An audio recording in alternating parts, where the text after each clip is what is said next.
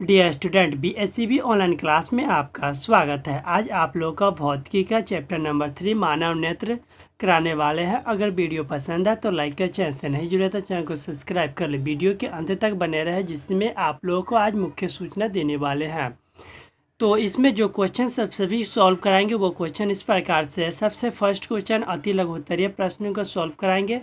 तो अति लघुत्तरीय प्रश्न इसमें आप लोगों को मिल जाएगा 20 क्वेश्चन, जो कि आप लोग को अति लघुत्तरीय में देखने को मिलेगा। ये सभी क्वेश्चनों को सॉल्व इसमें आज कराने वाला है। 20 क्वेश्चन अति लघुत्तरीय को और उत्तरीय का ये क्वेश्चन सभी सॉल्व कराएंगे, जिसमें 13 क्वेश्चन उत्तरीय प्रश्नों का सॉल्व होगा। उसके बाद आता है दीर्घ उत्तरीय प्रश्न। तो दीर्घ उत्तरीय प्रश्नों का जो सॉल्व होगा वह 6 क्वेश्चन का दीर्घ उत्तरीय प्रश्नों का सॉल्व होगा। यानी कि इस चैप्टर में जो भी महत्वपूर्ण क्वेश्चन होगा वह सभी आज आप लोग सॉल्व करने वाले हैं। अगर आप लोग को कॉपी में लिखना होगा तो आप लोग वीडियो रोककर आसानी से लिख सकते हैं। तो चलिए अति लघुत्तरीय प्रश्न अब देखते हैं कि इस प्रकार से दिया हुआ है। तो क्वेश्चन नंबर फर्स्ट दिया हुआ है, नेत्र के उस कोण को जो भिन्न भिन्न दूरियों पर स्थित वस्तुओं को फोकस करने में सहायता करता है उसे क्या कहते हैं।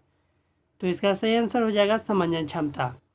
चलिए नेक्स्ट क्वेश्चन देखते हैं। क्वेश्चन नंबर 2 है, क्या विभिन्न दूरियों पर स्थित वस्तुओं का प्रतिबिंब को फोकस करने के लिए आँख के लेंस की फोकस दूरी सिलियरी पेशियों द्वारा परिवर्तित होती है। तो इसका सही आंसर हो जाएगा हाँ।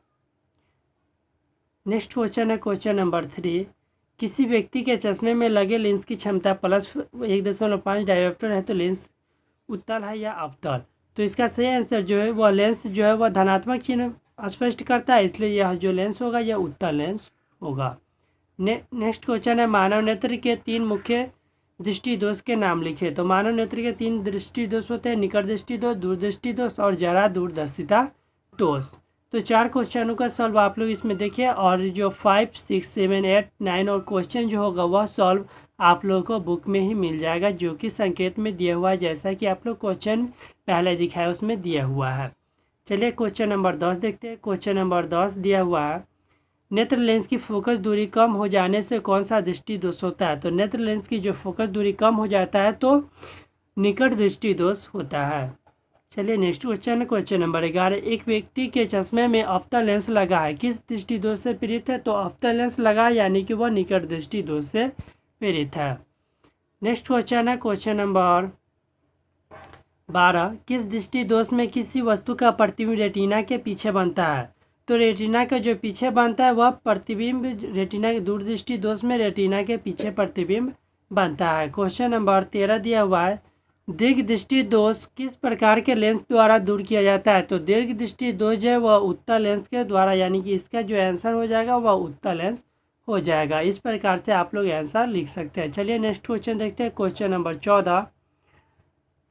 14 दिया, तारों के टिमटिमाने की व्याख्या किस सिद्धांत पर आधारित है। जो तारे टिमटिमाते हैं वह वायुमंडलीय अपवर्तन के सिद्धांत पर होता है। क्वेश्चन नंबर 15, श्वेत प्रकाश के विभिन्न वर्णों रंग के विभक्त होने की घटना को क्या कहते हैं। तो प्रकाश का वर्ण विक्षेपण कहते हैं। चलिए नेक्स्ट क्वेश्चन देखते हैं। क्वेश्चन नंबर 16, जब श्वेत प्रकाश एक प्रिज्म से होकर गुजरता है तो किस वर्ण का प्रकाश सबसे अधिक विचलित होता है और किस वर्ण का प्रकाश सबसे कम विचलित होता है। जब श्वेत प्रकाश एक प्रिज्म से होकर गुजरता है तो बैंगनी वर्ण का प्रकाश सबसे अधिक विचलित होता है और लाल का प्रकाश सबसे कम विचलित होता है। इसका सही आंसर हो जाएगा। क्वेश्चन नंबर 17 है, क्या प्रकाश का रंग प्रकाश तरंग के तरंगदैर्घ्य पर निर्भर करता है। तो इसका सही आंसर हो जाएगा हाँ, यानी 17 का जो है वह हाँ हो जाएगा। क्वेश्चन नंबर 18 है, प्रकाश के किस रंग के लिए तरंगदैर्घ्य अधिकतम होता है। तो प्रकाश के लाल रंग का तरंगदैर्घ्य अधिक होता है। क्वेश्चन नंबर 19 है, लाल रंग दूर से देखने पर भी लाल दिखाई देता है क्योंकि इसमें प्रकाश का जो प्रकीर्णन होता है वह बहुत ही कम होता है, इसलिए यह दूर से ही देखने पर लाल दिखाई देता है। क्वेश्चन नंबर 20 है, क्या कारण है कि आकाश का रंग नीला दिखाई पड़ता है। तो प्रकाश के प्रकीर्णन के कारण जो है आकाश नीला दिखाई पड़ता है। तो ये 20 अति लघुत्तरीय प्रश्नों का सॉल्व देखें। अब देखेंगे लघुत्तरीय प्रश्नों को। अगर वीडियो पसंद आता हो तो लाइक करें, चैनल से नहीं जुड़े तो चैनल को सब्सक्राइब कर ले। चलिए अब देखते हैं। सबसे फर्स्ट क्वेश्चन दिया, नेत्र की समंजन क्षमता से क्या अभिप्राय है। यानी नेत्र का जो समंजन क्षमता है उससे आप क्या समझते हैं। तो क्वेश्चन का आंसर जो है वो इस प्रकार से दिया हुआ है। नेत्र स्वतः ही नेत्र लेंस की फोकस दूरी इस प्रकार समंजित कर लेता है कि विभिन्न दूरियों पर स्थित वस्तुओं का प्रतिबिंब रेटिना पर ही बनता है और वस्तुएं स्पष्ट दिखाई देती है।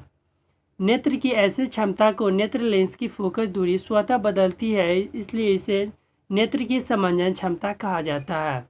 क्वेश्चन नंबर 2 है, नेत्र इससे जाने वाली प्रकाश की मात्रा को किस प्रकार नियंत्रित करती है।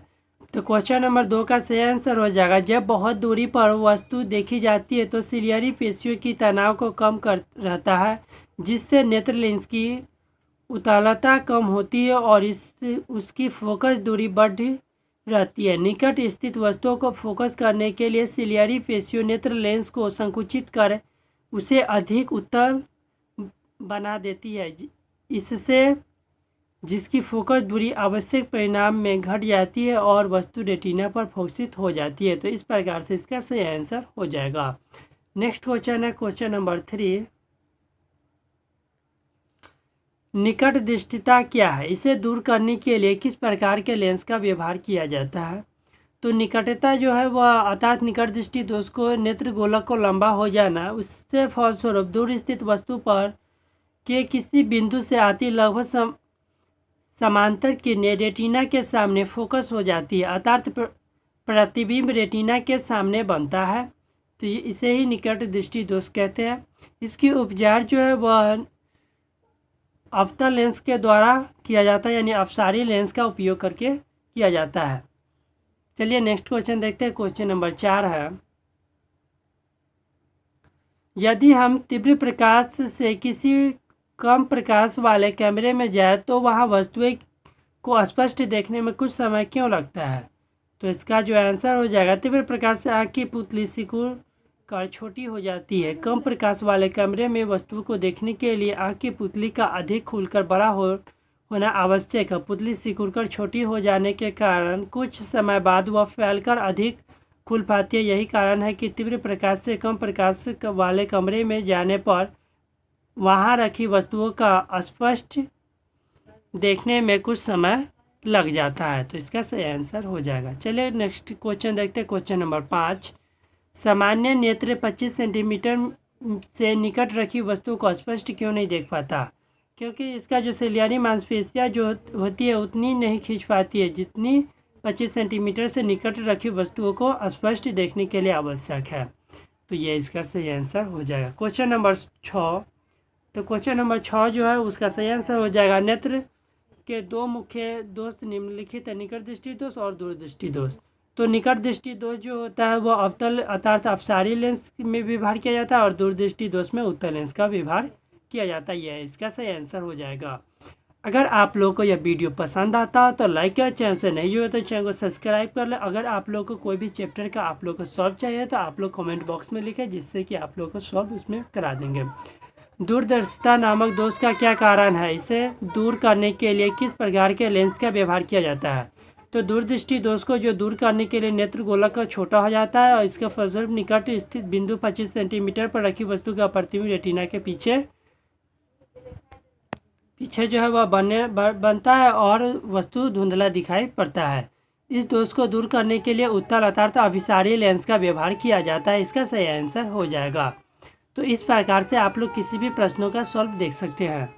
तो नेक्स्ट क्वेश्चन दिया हुआ है, तारे क्यों टिमटिमाते हैं। तो ये इसका जो सही आंसर हो जाएगा वो इस प्रकार से दिया हुआ है। आप लोग इसकी स्क्रीनशॉट लेकर आसानी से लिख सकते हैं। तारे का टिमटिमाना वायुमंडल से असमानता के कारण होती है। वायुमंडल कभी शांत भी रहती है, कभी गर्म या ठंडी हवा हमेशा बहती रहती है। ठंडी हवा की अपेक्षा गर्म हवा का घनत्व कम और इसलिए अपवर्तनांक कम होता है। अतः तारों में किरणें जितने समय में प्रेक्षक तक पहुंचती है उतने समय में वे किरणें वायुमंडल में होने वाले परिवर्तन के कारण अगल बगल मुड़ जाती है।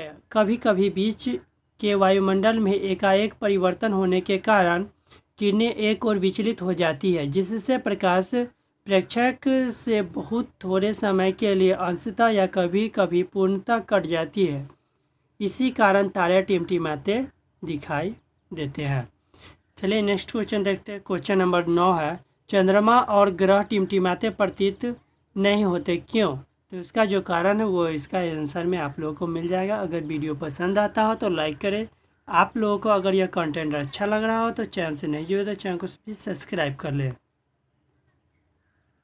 तो क्वेश्चन नंबर 9 का जो सही आंसर हो जाएगा, ग्रह के नहीं टिमटिमाने का कारण जो है वह तारे की अपेक्षा पृथ्वी के बहुत निकट है।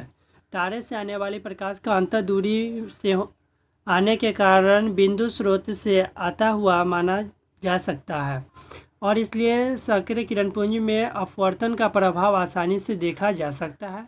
ग्रहों को विस्तृत स्रोत का प्रकाश माना जा सकता है, इसलिए किरणपुंज विस्तृत क्षेत्र में फैला जाता है। ग्रहों से आने वाली प्रकाश हमारी आँख पर एक तारे के प्रकाश की तुलना में बहुत बड़ा कोण बनाता है, अतः इन कारणों से वायुमंडल में जो अपवर्तन होता है वह नगण्य होता है। यानी कि यहाँ जो चंद्रमा और